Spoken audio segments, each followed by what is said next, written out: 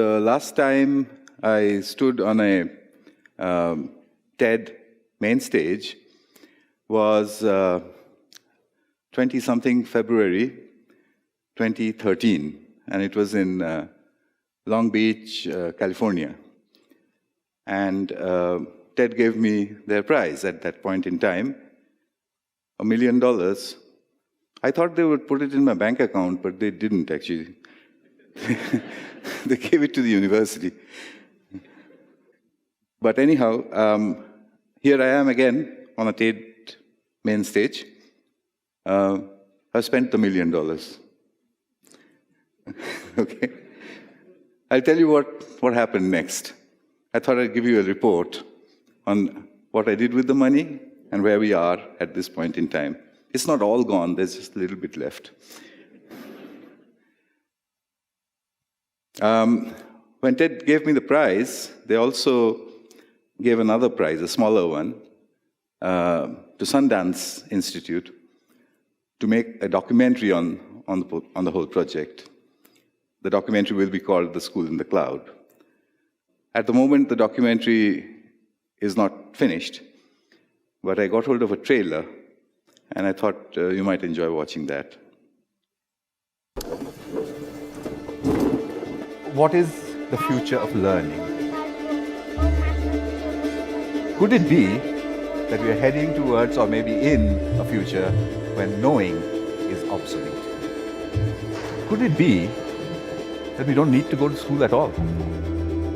Could it be that at the point in time when you need to know something, you can find out in 2 minutes?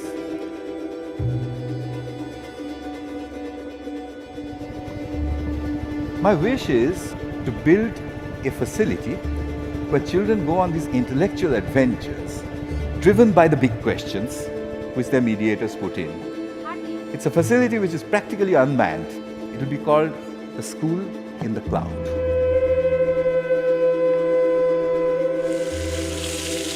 মানুষ করার ইচ্ছা খুব, কিন্তু সেরকম ভাবে আমরা পাচ্ছি কই এখানে যে school. Good teachers don't go to remote places. The remoter you get, the worse primary education becomes.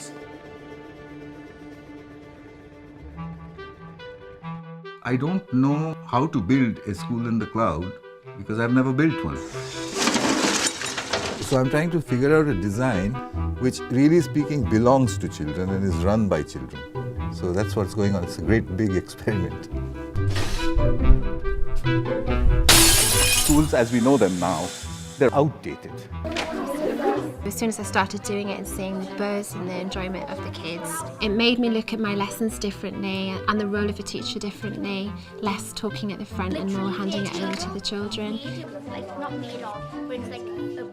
I really like it because it's independent and you get to work with your friends. Purakarti may or may not be different from the schools of England. That's what we are going to look for.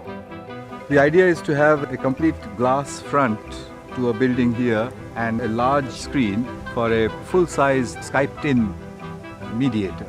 Internet বসানো থাকবে, এই London থেকে কম্পিউটারের মাধ্যমে এখানে পড়ানো হবে। All I ever really wanted to know about computers was how to turn them off. Hi! Hello, Raveen. Hello, Ajay. How nice to see you. Look what I made. Can you see what this is? সব জায়গায় প্রায় ইংরেজির। আমি ছোটবেলা থেকে যদি শিখি তাহলে আমার বড় হলে তখন আরো ভালোভাবে শিখতে পারবো। You help a child to the point where if he wants to know something, he knows where to look for it and how to look for it. The more affluent children have people who will help them to learn anyway. But it's children in desolate areas who really desperately need to know how to learn. And I know that the internet does that. Learning itself is actually an emergent phenomenon, like a hive or like a thunderstorm. It's not about making learning happen, it's about letting it happen.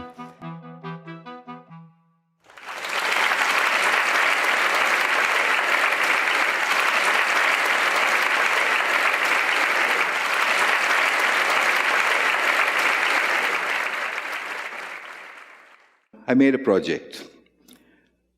I made a project for TED. The way it works is that they tell you what will you do with the money if you get it. So I made out a project. The project was that I would build 7 laboratories, 7 learning laboratories. 5 of them would be in India, and 2 would be in England. What sort of labs? Well, for that, you need to know what happened before, which I won't go over, but what happened in the 15 years before the TED Prize was that I was able to figure out something which all of you know, and all of you can figure out for yourselves in about 2 minutes, which is that if you have a question, you no longer need to ask a human being for an answer. There's something out there which can tell you what the answer is. What is it out there? Well, the internet, of course, we call it the cloud. To me, it's the first non-human, conscious and intelligent entity that we have encountered. We always thought that aliens will land from other planets and they'll be green with long legs and round eyes. It turned out it was not going to be like that. The alien entity is made up of 4 billion people. But it is not a person. It's a thing. You can ask that thing anything, and it tells you what you want to know. Given that situation, what happens to children and what happens to education? Well, there are reports from all around the world that children are not asking questions to people. Or at least if they have to ask a question to a person, they do that after they have asked their phones. Children don't want to learn how to multiply, divide, add, and subtract because they say they already know how to do that. It's done with phones. Children don't want to particularly to learn to read because they say there are things that can read out things to them, even if they don't know how to read. At the moment, they don't like to write by hand because they want to know why they should learn how to write by hand. Will they ever do it in the rest of their lives? So what happens in a world where reading, writing, and arithmetic are treated in such a cavalier manner? I wanted to experiment with that world. The idea was to create facilities for children which has the internet, and where children can go in and do what they like without any supervision or without any teachers. We could have presence there, but it would come out of the internet over Skype from somewhere, if the children wanted to. I work with children in the age group of about 8 to 12 or 13 years old, and they love speaking to adults over Skype, particularly adults who, like retired school teachers and things like that. And I asked them, so why do you like this so much? Do you like it? They said, yes, we love it. Why do you like it so much? They said, you know what? We can switch them off.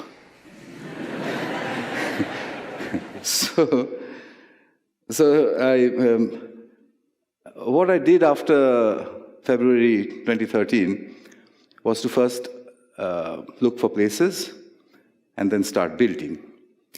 The 7 labs are built to cover from the really remote area, such as areas without electricity, without healthcare, without schooling, nothing really, just the wild, through to middle-class England, and all the ones in between.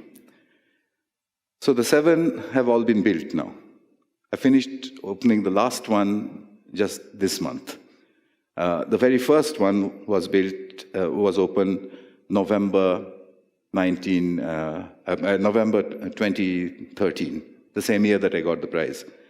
You see over there a picture of that lab. It's in a town called Killingworth, England. It's actually situated inside a school. The school is called George Stephenson High School. It's very close to George Stephenson's home, the guy who built the first working steam engine. In Killingworth, this is a room. It just looks like a nice lounge with computers and an Xbox. And the teachers, when I built it, they said, Sugata, this is a bit too much. Do you have any idea of what they're going to do with that Xbox? They're going to do nothing else except play with the Xbox. So I said, well, that's our challenge, isn't it? If you've gone in there to teach geography and the students are playing with the Xbox, it means geography is more boring than the Xbox. Then we should relook at geography, chuck it from the curriculum, or put it into the Xbox somehow. You can't tell the children, we'll take away your Xbox and we'll put you into school to do other things. That's not the right way to engage children's attention. So here it is a picture of what happens in there. As you can see, there are 5 children in the corner researching something or the other, and there's one on the Xbox. If you give them something interesting enough to do, they don't actually play Xbox all the time. It was our misconception. Here's more of Killingworth. What they do in there is called a self-organized learning environment. It's very simple.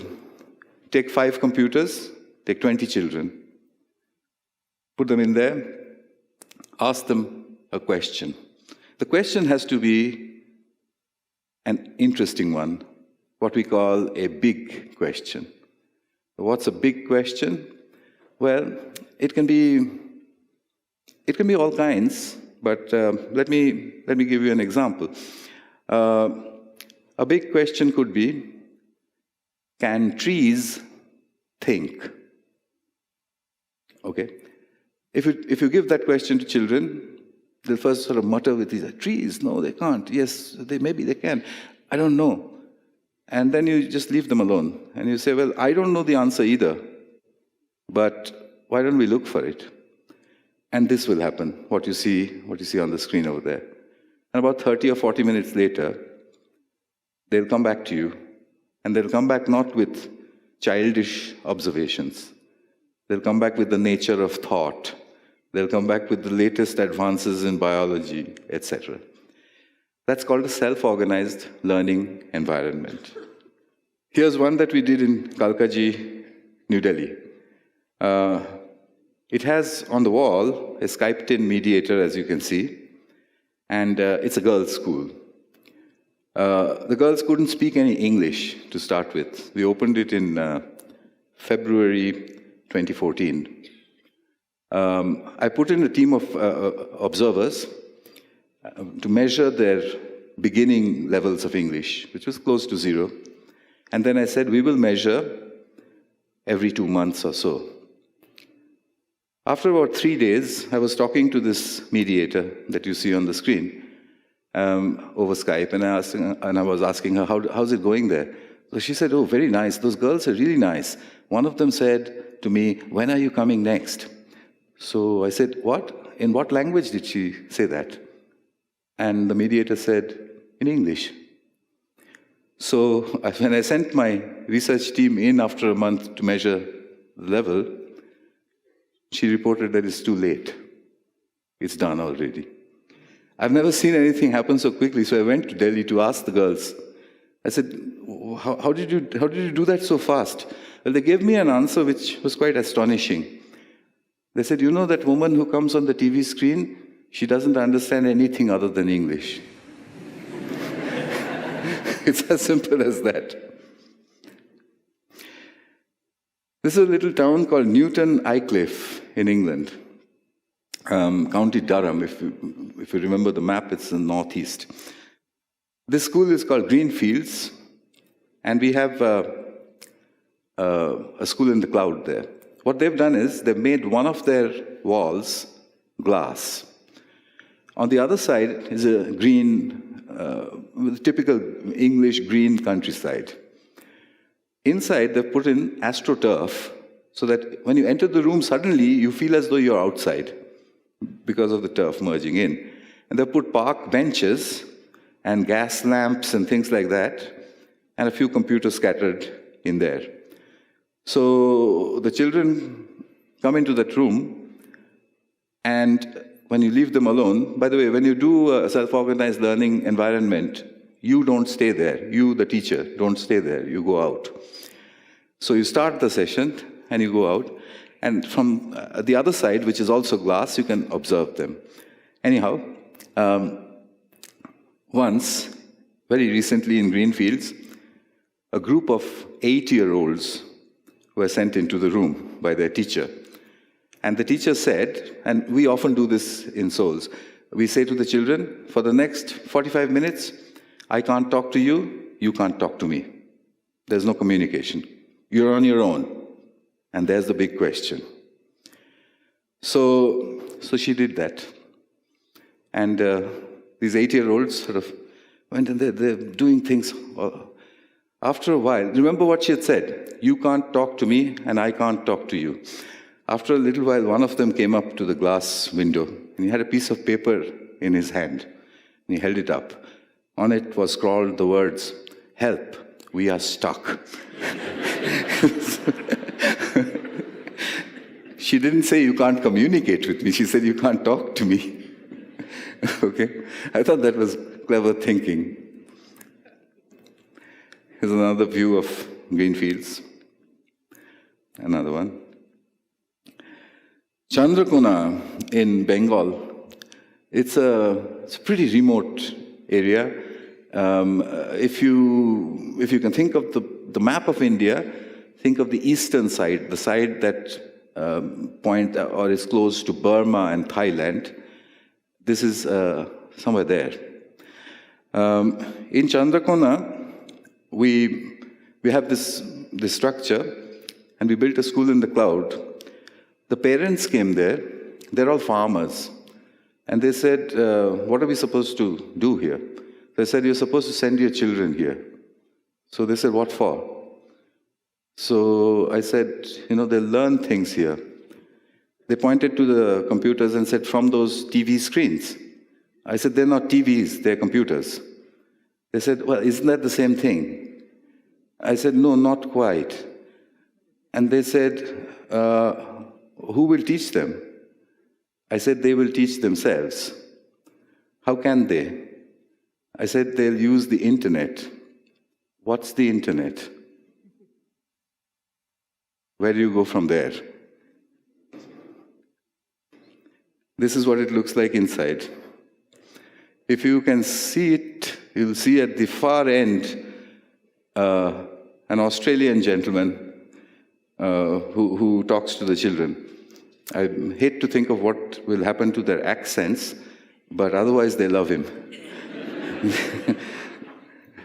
In Chandrakona, 3 months later, there's a tall, slim, young girl there.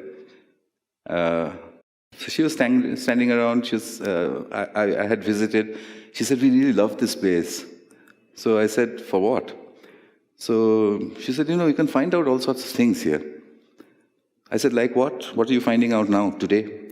She said, we were taught in school that plants are green because they have chlorophyll. And they have chlorophyll because they process light in order to make energy. I've come here to find out why chlorophyll has to be green and not blue or yellow or red. Do you know? I said, no. I have no idea why it has to be green. She said, okay, we'll figure it out. 3 months. That's a view of the inside again. And here is our most remote area. It's called Korakati. It's also eastern India. It's where the Ganges meets the sea. It has nothing there. There's no electricity, no healthcare, no schools. I won't say nothing. They have Bengal tigers and the hooded cobra. And they have lots of children. It took some building, but I built that one. It's solar powered. It has a tower which is 45 feet high. I couldn't get the internet. I had a receiver, kept raising it on bamboo poles. At 45 feet above ground, we got 8 megabit per second, 3G. So 3G met the Stone Age in there. In Chandrakona, the sessions are intermittent because of all sorts of problems. The cabling runs on the ground, the Ethernet cables which connect all the computers together. If you've seen those cables, they're kind of cream-colored. I have to remove them and lift them up somewhere because there is a very pale, thin snake which can change its color to the color of the Ethernet cable and sleeps there. Okay, a bit of a strange problem. You don't get these problems in schools usually. The internet comes and goes. The children walk for 3 miles, come to the school and find there's no internet and walk back 3 miles. Naturally, they are not very happy about it. But in the middle of all of this, what they do is that they find games, download them, and play them. Somehow, they're able to get up to that point. I asked them what a web page was quite recently, and they thought for a while, and they said, it's made by someone who is not here, someone very far away, who sends it somehow over those things which look like the cream-colored snakes. This is the latest of the areas. I don't have a picture of it. It's a hexagonal, it's our best structure. And in there, the studies are just beginning. Took a long time to build. It cost close to $1 million.